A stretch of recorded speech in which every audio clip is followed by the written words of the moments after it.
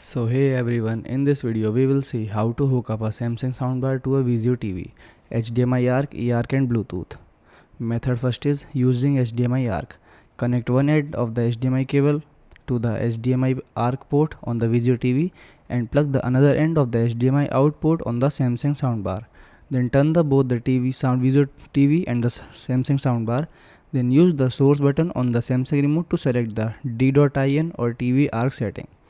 On the Vizio TV, go to setting, then audio and disable. Then TV speakers are set to audio via ARC port or optical port. Second method is using an optical cable. Remove protecting caps from both ends of the optical cable. Then connect one end of the digital audio in port on the soundbar and connect the other end of the optical output to the Vizio TV. Turn on the soundbar and select D.IN using the remote source button. On the Vizio remote, press the menu button, then navigate to audio, TV speakers and turn them off. Then set digital audio out to PCM or Dolby Digital based on soundbar capability. Method third is using Bluetooth. Press the source button on the Samsung soundbar until it shows BT or BT pairing. Then turn on the Vizio TV, navigate to setting, then audio, then Bluetooth audio on the TV.